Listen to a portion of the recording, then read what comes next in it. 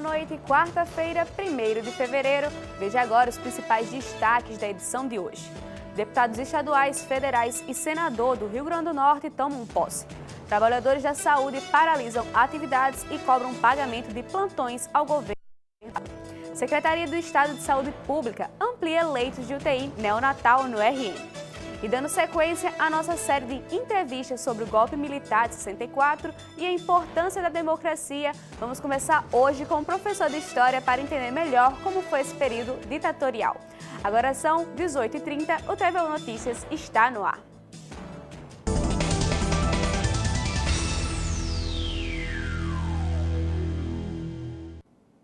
Os deputados estaduais do Rio Grande do Norte, eleitos nos dias 2 de outubro de 2022, foram empossados na manhã de hoje em sessão solene no plenário da Assembleia Legislativa. Vamos conferir. A sessão solene da posse dos deputados estaduais iniciou com a composição da mesa com autoridades, presidida pelo deputado Ezequiel Ferreira e mais 14 representantes de instituições oficiais.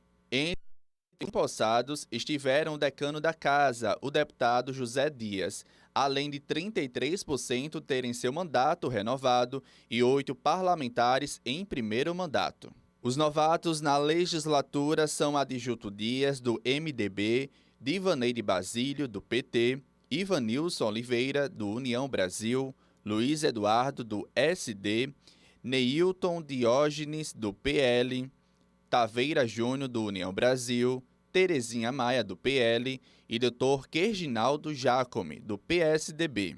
Cada deputado esteve acompanhado com um familiar no plenário e os demais convidados participaram nos espaços das galerias, Salão Nobre e nos gabinetes parlamentares.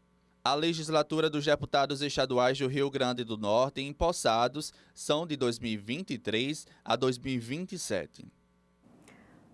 8 deputados federais pelo Rio Grande do Norte e um senador tomaram posse hoje no Congresso Nacional em Brasília. Confira agora na matéria de Alan Vinícius. Na Câmara dos Deputados foram 513 deputados federais eleitos por todo o país, sendo 8 no Rio Grande do Norte. A metade da bancada potiguar será formada por novos parlamentares, como no caso do deputado federal Fernando Mineiro, do PT, Paulinho Freire, do União, Robson Faria, do Partido Liberal e Sargento Gonçalves, também do Partido Liberal.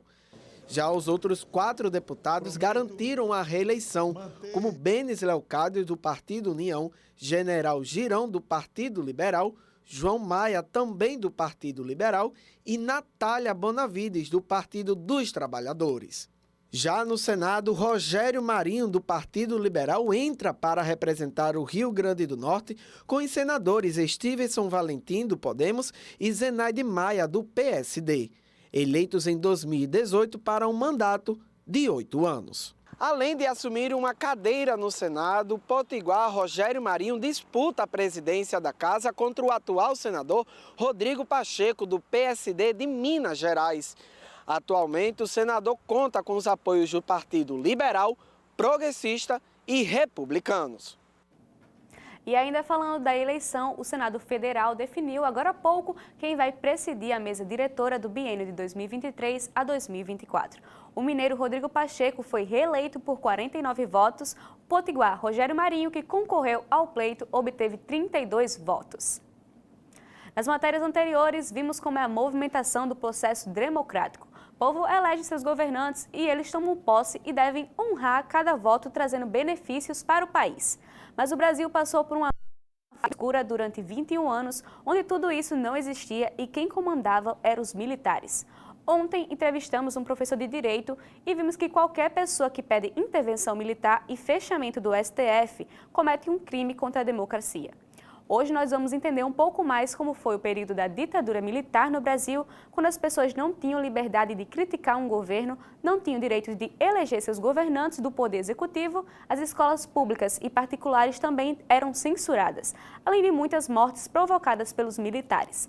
A repórter Giovana Araújo está com o professor de História Henrique Alonso, que nos trará mais detalhes desse triste período da história do Brasil. Boa noite, Giovana. Boa noite, Giovana Figueiredo. Para checar algumas informações sobre a ditadura militar, nós trouxemos aqui o professor Henrique Alonso, que vai falar e vai desmascarar essas fake news que acercam sobre esse período. Professor, uma das fake news que envolve esse período é se houve corrupção durante o período da ditadura militar. Isso é verídico? A história comprova? Nós temos que entender que numa ditadura o acesso à informação é limitado, né? Há várias denúncias que já foram apuradas por vários historiadores de corrupção. Entretanto, nós ainda não temos uma informação completa. A gente tem que entender que com o instrumento da censura, né, toda a informação que era divulgada sobre a ditadura militar, ela era filtrada pela censura. Então, tudo que as pessoas viam na TV, ouviam, todas as músicas que você ouvia, tudo que você lia, né, tudo isso tinha que passar pelo crivo da censura, que era controlado pelo Estado autoritário. Então, essa máquina, ela filtrava a informação de maneira que só era divulgada a informação que fosse considerada favorável ao governo. É por isso que algumas pessoas desinformadas consideram que não houve corrupção na ditadura, haja vista que não havia acesso à informação, não havia liberdade de imprensa, não havia liberdade de expressão. Então, respondendo à sua pergunta, houve sim corrupção e ainda hoje várias informações sobre vários episódios diferentes, infelizmente, não são divulgadas ou nós não temos ainda acesso, né? Vários pesquisadores trabalham nessa questão. Um outro setor que é comentado é da economia e fala-se muito sobre um milagre econômico nesse período. Ele realmente existiu ou é mais uma fake news? O desenvolvimento econômico de um país é uma questão complexa e está associado a vários fatores diferentes. É difícil responder detalhes, né, em um tempo tão curto. Mas, de grosso modo, nós podemos dizer que o Brasil é um grande produtor de commodities, ou seja, de produtos de origem da natureza, né? Extrativismo mineral, vegetal, de carne de animal e coisas dessa natureza. Então, há alguns ciclos de commodities em que a gente tem um grande crescimento.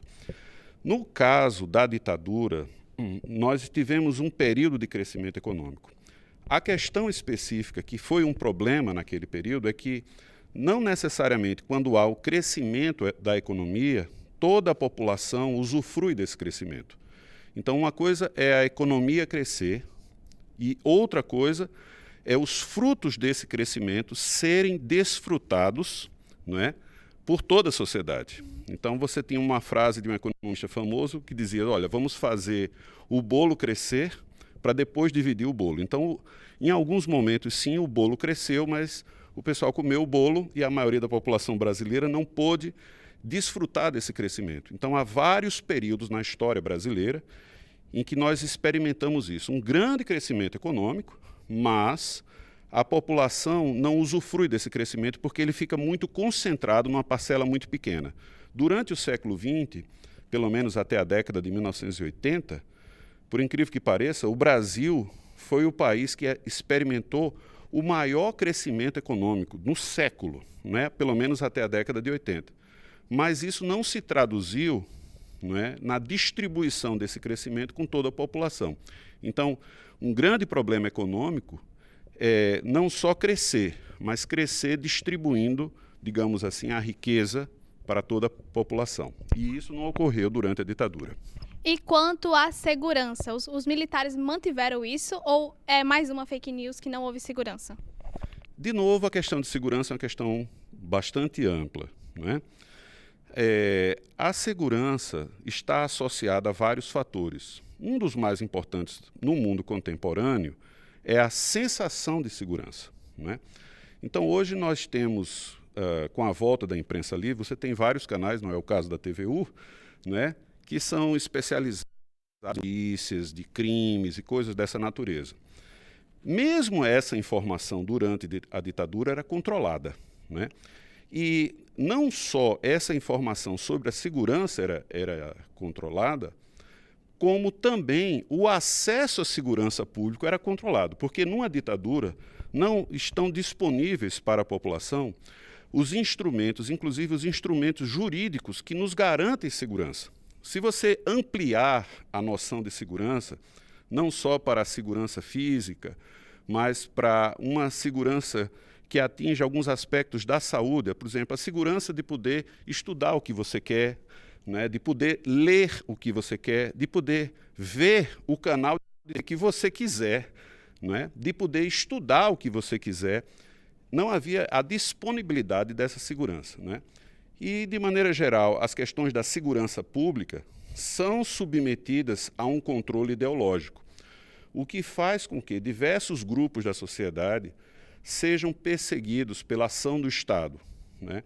E não perseguidos porque ameaçavam a segurança pública. Você teve muita gente que chegou a ser preso e torturado simplesmente porque fez denúncias de corrupção no regime. Então, assim, num regime que não seja democrático, né, a experiência com a segurança é muito limitada. Então, de nenhum modo, a experiência na ditadura foi satisfatória nesse sentido. Muito pelo contrário. Isso é mais uma propaganda do regime, né, que divulgavam informação falsa. E por que esse tipo de informação ainda é veiculado, ainda é repercutido? Nós temos que entender que o que nós temos experimentado contemporaneamente, no tempo presente, é uma realidade que foi construída há muito tempo. Se a gente voltar 100 anos atrás, grosso modo 100 anos atrás, ali pelos anos 30, pelos anos 20, nós vamos ver que o maior movimento nazi-fascista fora da Europa estava no Brasil. Chamava-se integralismo. Um dos lemas do integralismo, que está sendo requentado agora, é Deus, Pátria e Família. Um dos lemas do nazismo, né, que inclusive intitulava o hino da Alemanha, é Deutschland über alles. Alemanha acima de tudo. Um dos lemas de um grupo ultra-extremista nos Estados Unidos, né, que eram segregacionistas, segregação racial só termina na década de 60, era God above all, Deus acima de todos. Então, todos esses lemas de grupos extremistas estão sendo reeditados hoje. Isso não aconteceu por conta do que aconteceu nos últimos anos no Brasil. Isso é uma longa história que tem mais de 100 anos. Nós temos que aprender a conviver com ela, né? É uma parte não muito agradável, mas faz parte da nossa história que nós temos que entendê-la. Muito obrigada, professor. Fica com essa informação e eu volto com você aí no estúdio, Giovana Figueiredo. Muito obrigada, doutor Henrique. Muito obrigada, Giovana. Dando sequência à nossa série de entrevistas, amanhã vamos conversar com uma das vítimas da ditadura militar, a potiguar Jana Sá, que teve seu pai, na época, preso e morto pelo regime ditatorial. E agora a gente vai para um rápido intervalo, mas já volta, você vai ver. Trabalhadores da saúde do estado paralisam atividades e cobram pagamentos de plantões. E mais, a Secretaria do Estado da Saúde Pública amplia leitos da UTI neonatal no RN. Agora são 18h43, a gente volta já já.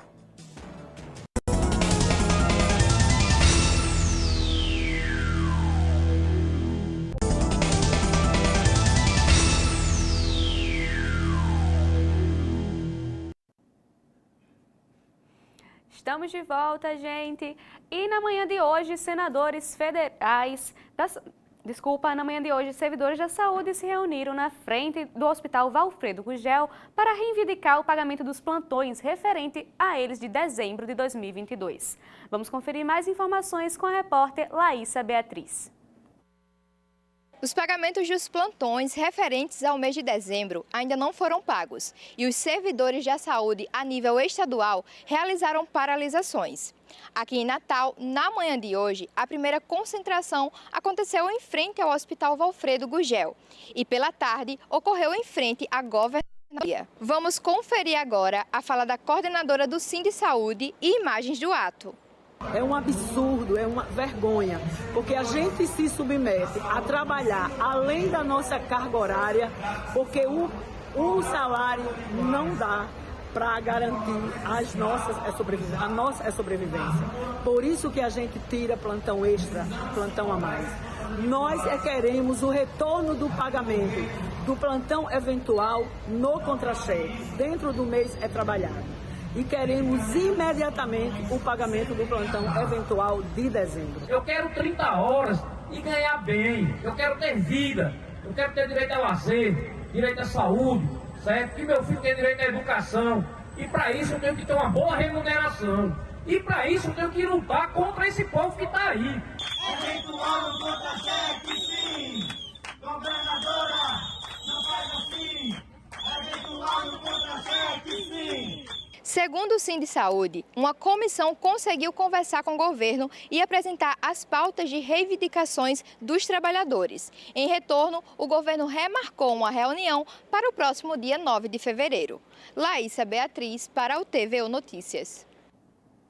O governo do Rio Grande do Norte pretende aumentar as operações de carga e descarga de navios por meio de incentivos fiscais sobre o combustível marítimo. Confira mais detalhes com o repórter Lucas Aguiar.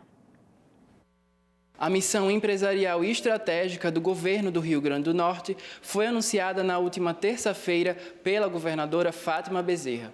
A medida valerá para os navios que venham transportar as frutas de Natal para a Europa a partir da safra 2023 e 2024.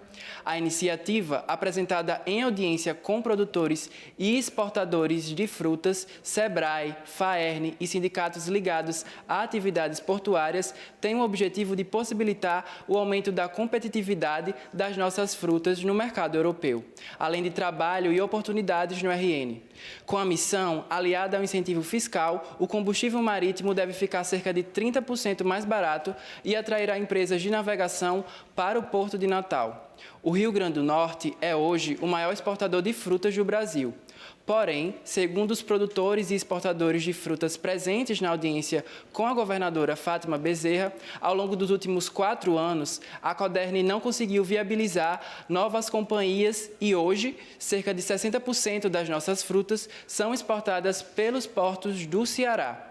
A expectativa do governo do estado é que se reverta esse quadro e que as frutas produzidas aqui no RN possam ser exportadas pelo estado através do Porto de Natal. Lucas Aguiar, para o TVU Notícias. O mês de janeiro terminou com chuvas abaixo do esperado, de acordo com o sistema de monitoramento da empresa de pesquisa agropecuária do Rio Grande do Norte, EMPAR. Dos 167 municípios, 108 registraram o volume do normal acima do normal, embora mesmo com registros ficou abaixo do esperado, que era de 57 milímetros, enquanto a observada foi de 55 milímetros, ficando 2,3% abaixo do normal. Para o próximo trimestre deste ano, fevereiro, março e abril, a previsão é de chuvas com volume de normal acima do normal. A Secretaria de Estado da Saúde Pública implantou novos leitos de UTI neonatal no Rio Grande do Norte. Confira mais informações com a repórter Andeina Patrício. A Secretaria de Estado da Saúde Pública iniciou as transferências dos leitos de UTI neonatal para o Hospital Maria Alice Fernandes. Atualmente, existem 6 disponíveis no Hospital da Polícia Militar, que serão transferidos para o Hospital Pediátrico para garantir mais qualidade no atendimento aos recém-nascidos. A CESAP deve disponibilizar ainda 4 novos leitos para integrar a UTI neo da rede estadual. O primeiro bebê foi transferido na terça-feira e o processo deve acontecer de forma gradual, com acompanhamento da Justiça Federal e do Ministério Público, para a total segurança das crianças. Andreina Patrício para o TVU Notícias. E vamos conferir agora outras notícias que também foram destaques nesta quarta-feira no Giro TVU Notícias Mais.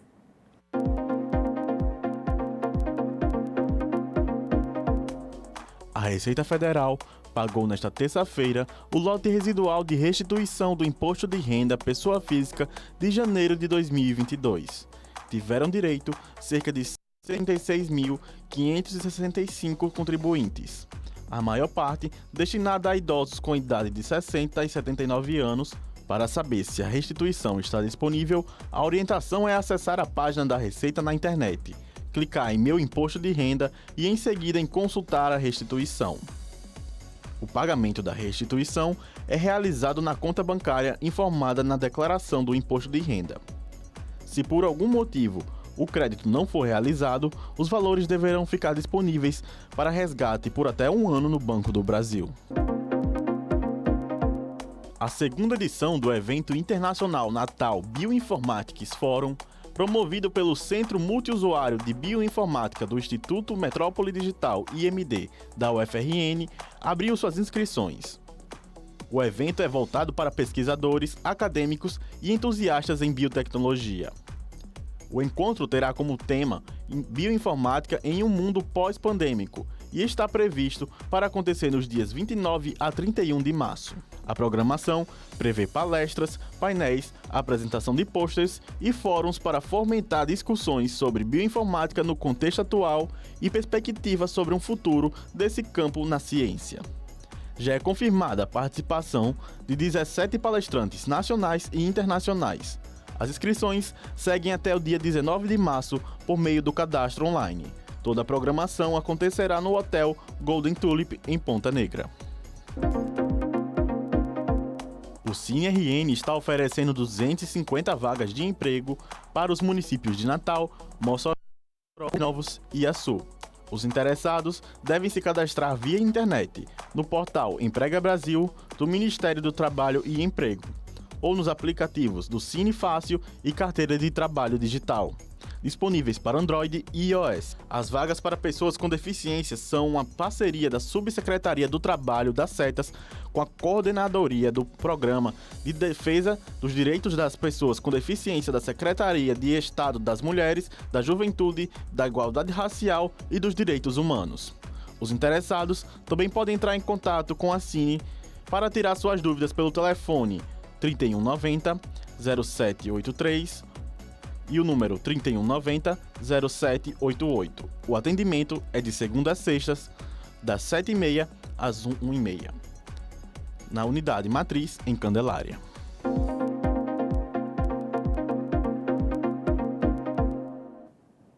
E a edição de hoje vai ficando por aqui. Participe enviando sua sugestão de pauta ou denúncia para o nosso WhatsApp e pelo nosso novo e-mail que está aparecendo aí na sua tela. Uma boa noite para você e até amanhã.